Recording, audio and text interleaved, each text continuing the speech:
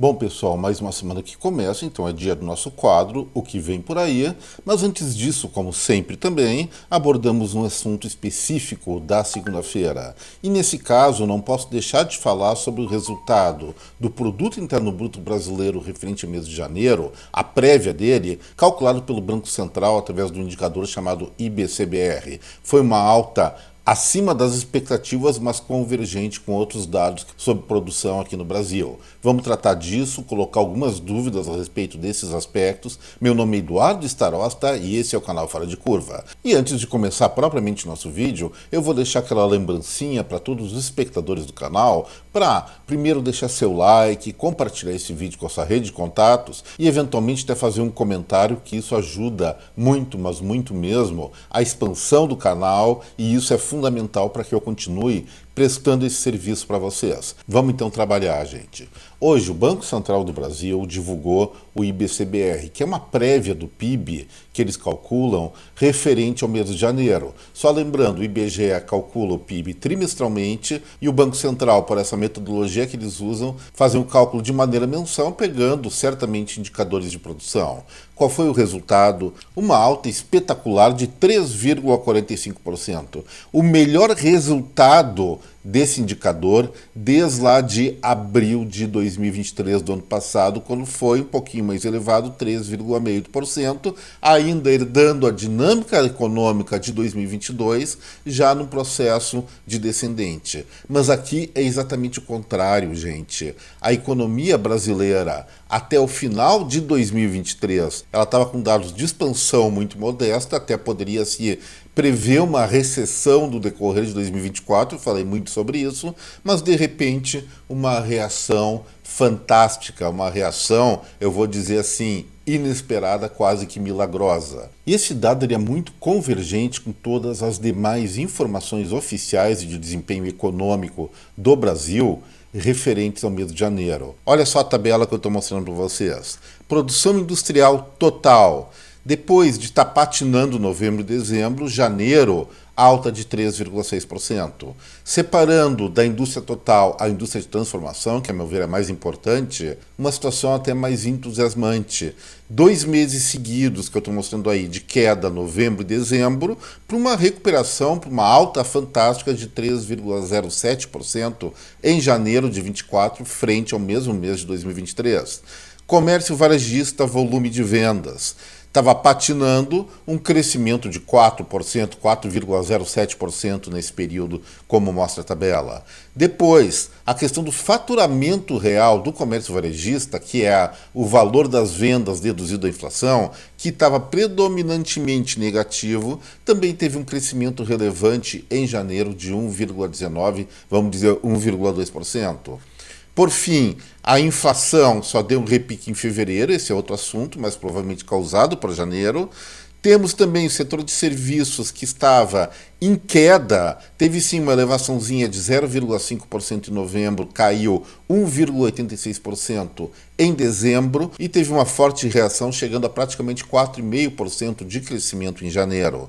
O saldo de empregos, não dá para comparar um mês com o outro, eu botei mais a ponto ilustrativo, mas o fato é o seguinte, a alta de 180 mil vagas de trabalho a mais do que demissões, medida pelo CAGED em janeiro, é praticamente o dobro da expectativa que se tinha do resultado oficial. Então cresceu bem mais do que se imaginava, e não é eu que estou falando isso, era a expectativa de várias pessoas que trabalham com cenários no mercado brasileiro.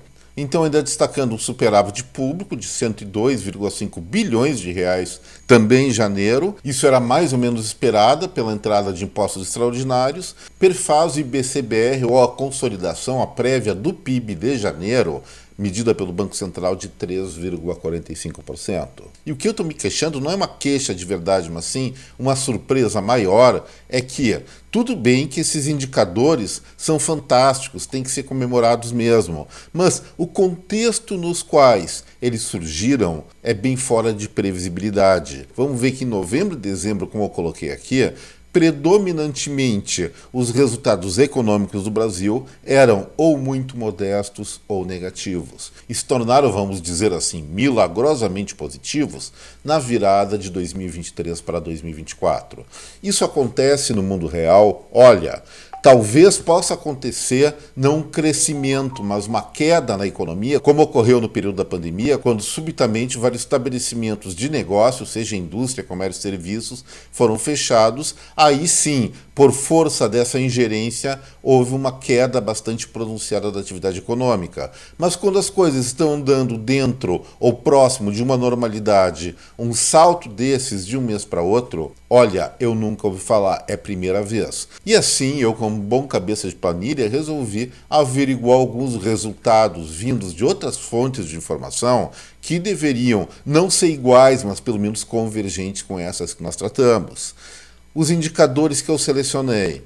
Recuperações judiciais. Poxa, essa economia vai bem, as recuperações judiciais ou pré-falência das empresas têm que cair. Não, aumentaram 62% entre janeiro de 2024 frente a janeiro de 2023, de acordo com o indicador feito sobre isso pela Serasa. Também em relação à produção industrial, a CNI calcula indicadores relativos a isso. O emprego caiu 0,3%, o emprego das indústrias, frente a um crescimento identificado pela CAGED. Então tem uma pequena contradição aqui, mas a principal avaliação, enquanto a indústria de transformação, segundo dados do IBGE, teve uma alta de 3,07% na sua produção física, a utilização da capacidade instalada, ou seja, as máquinas operando para produzir produtos, segundo a CNI, caiu 2,47% entre janeiro de 24 e janeiro de 23. Então vamos tentar entender, a produção cresce, mas o uso de máquinas cai? Vamos convir que é meio estranho. Alguém até poderia me contrapor, não, é que foram feitos investimentos no Brasil. Gente, de acordo com a análise que nós fizemos no PIB de 2023, a utilização da capacidade instalada, que é o investimento brasileiro, recuou em relação a 22, então não foi esse o caso. Então, se cai a utilização das máquinas e equipamentos industriais e sobe a produção, com uma taxa de investimento em queda, como nós falamos agora mesmo, tem algum problema, tem alguma incoerência nisso aí. E só mais 2 indicadores para encerrar a análise da economia de janeiro. Não estou contrapondo, mas sim questionando os dados oficiais divulgados pelos órgãos governamentais do país. As vendas no varejo, segundo o IBGE, em janeiro aumentaram 4,07%. A Cielo, que tem aquelas maquininhas de débito e crédito, faço as estatísticas a partir disso, registrou uma retração de 0,5% no mesmo período. Então, contrapondo as informações, ou os dados privados ou os dados públicos estão errados. Não vai ser eu que vou ser o juiz dessa contenda, mas o normal, gente, é que informações convergentes de fontes diversas, elas podem até registrar algumas diferenças, mas não divergências a esse ponto de um lado crescer, o outro cair sobre a mesma coisa, e isso realmente está me deixando a pulga atrás da orelha. Espero que novos indicadores saiam nas próximas semanas, que vão convergir para os dados oficiais ou convergir para os dados privados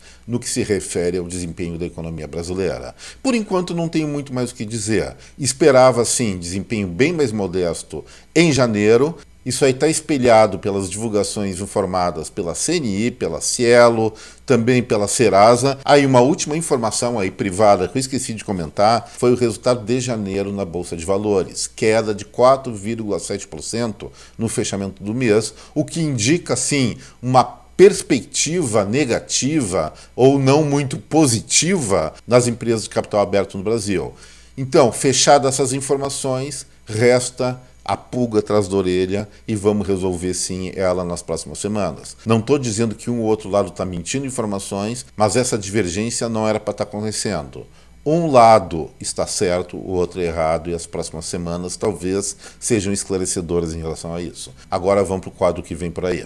E começando pela terça-feira, vamos fazer um turisminho lá nos Estados Unidos, onde vai ser divulgado o índice Redbook do comércio varejista daquele país. O que é esse índice Redbook? É uma sondagem com os 8 mil maiores varejistas do país para ver a quantas anda o crescimento ou queda das vendas. No caso, há uma expectativa de alta de 3% nesse indicador, se mantendo em coerência com as sondagens anteriores. Isso significa que as vendas, que a atividade econômica nos Estados Unidos, está realmente em uma situação que nós diríamos de razoável para muito bom. Depois, na quarta-feira, voltamos aqui para o Brasil, quando o Banco Central vai estar reunido lá por meio do seu Conselho de Política Monetária para definir quanto vai ser a futura Selic, que vai começar a vigorar a partir da meia-noite daquele dia. Lembrando, a nossa taxa básica de juros está em 11,25% ao ano, e se for mantida a coerência iniciada lá em meados do ano passado,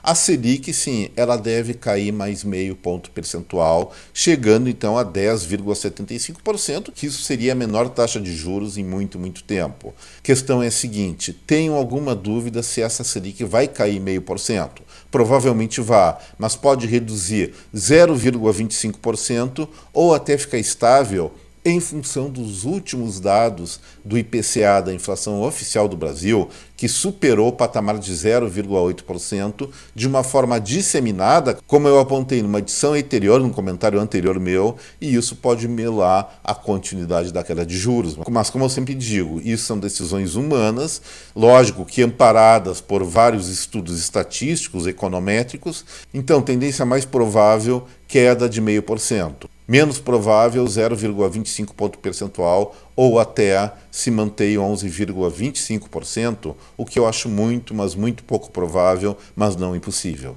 E na quinta-feira voltamos aos Estados Unidos para ver como está o mercado imobiliário naquele país. Lembrando que isso é importantíssimo até para o Brasil, que nós somos exportadores de insumos para esse mercado. O que nós vamos analisar agora? Venda de casas usadas. Significa o quê? Quem vende casa usada provavelmente vai comprar uma nova, então é um mercado convergente. E o dado que deve ser divulgado na quinta-feira é exatamente isso. A expectativa é de um crescimento de 3,1% nas vendas. Isso seria mais um indício que a atividade imobiliária nos Estados Unidos está voltando a crescer. Ela passou por uma crise, especialmente depois da pandemia, a partir de 2022 mais exatamente, e parece que encontra-se em vias de recuperação no atual momento. E finalmente, para encerrar o Fora de Curva, chegamos à sexta-feira, onde vai ser divulgado pela Receita Federal a arrecadação de impostos federais do Brasil. A expectativa é que os dados referentes ao mês de fevereiro cresçam em linha, eventualmente, com o que aconteceu oficialmente na economia brasileira em janeiro. Então, se a economia gerou mais recursos, se a economia gerou mais movimento, essa arrecadação, especialmente de impostos sobre consumo, deve ser bombada em fevereiro, porque a arrecadação de fevereiro é sobre os fatos geradores de janeiro. Então, deve haver algum crescimento se não houver alguma surpresa. Vamos aguardar para ver. Certamente o valor arrecadado do mês passado vai ser inferior ao de janeiro, porque no mês retrasado houveram receitas extraordinárias, o que não é o caso. Mas se esse resultado de arrecadação federal não estiver em coerência, pelo menos, ou próximo da coerência com os resultados oficiais da indústria, comércio e serviços do Brasil, eu vou começar a me desconfiar mais das informações. Então, é um dado estrategicamente importantíssimo para nós analisarmos, especialmente dos impostos sobre consumo, e nós vamos fazer isso, claro, na sexta-feira. O prognóstico, para mim, ainda é uma caixinha de surpresas. Gente, o que eu tinha para falar hoje era isso. Espero que vocês tenham gostado do vídeo, e se gostaram, não esqueçam do like, do compartilhamento, algum comentário, e aquelas pessoas que estão assistindo o canal pela primeira vez, eu faço o meu convite para inscrição. Um forte abraço, uma excelente semana para cada um, muito lucrativa, muito feliz, cheia de realizações. Deixo aqui então meu até breve. Tchau, pessoal!